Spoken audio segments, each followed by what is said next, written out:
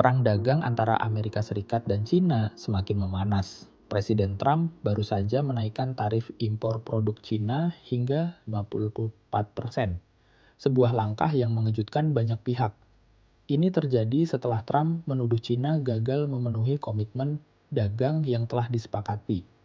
Tak mau kalah, Cina membalas dengan mengenakan tarif 34% pada barang-barang dari AS.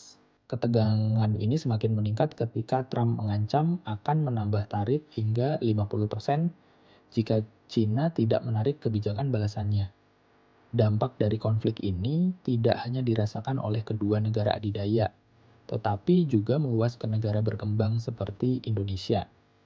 Para pengusaha diharapkan untuk mendiversifikasi pasar ekspor mereka agar tidak terlalu bergantung pada kedua raksasa ekonomi ini. Dunia kini menunggu langkah selanjutnya dalam ketegangan ekonomi yang terus berlanjut. Perang dagang antara Amerika Serikat, AS, dan Cina kembali memanas setelah Presiden Donald Trump menaikkan tarif impor terhadap produk Cina. Tindakan ini memicu respons keras dari Cina dan menciptakan dampak luas terhadap ekonomi global, termasuk Indonesia. 2 April 2025, Presiden Donald Trump mengumumkan tarif tambahan sebesar 34% terhadap produk impor dari Cina, menambah tarif sebelumnya yang sudah mencapai 20% sehingga total menjadi 54%. 4 April 2025, Cina membalas dengan tarif sebesar 50% terhadap produk-produk asal Amerika Serikat.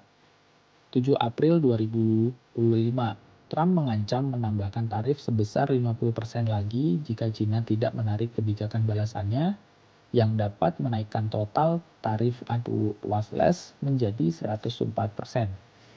Dampak global, potensi resesi.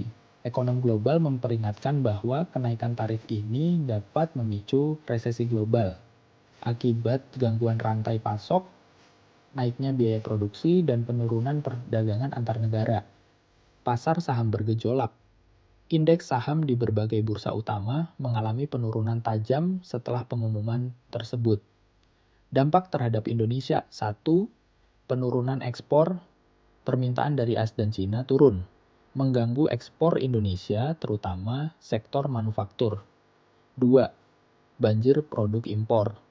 Cina berpotensi mengalihkan surplus produksinya ke Indonesia, menimbulkan ancaman bagi produk lokal. 3. Peluang diversifikasi. Indonesia didorong untuk memperluas pasar ekspor ke wilayah non-tradisional, seperti Afrika, Timur Tengah, dan Amerika Latin.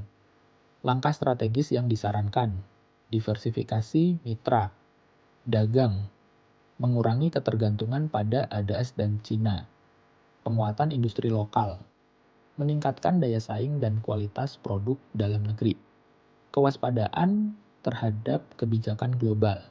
Pemantauan dan penyesuaian kebijakan perdagangan harus dilakukan secara dinamis. Ketegangan antara dua kekuatan ekonomi dunia ini menunjukkan bahwa stabilitas global sangat rentan terhadap kebijakan sepihak. Indonesia perlu mengambil langkah antisipatif untuk melindungi ekonominya dari dampak lanjutan perang dagang ini.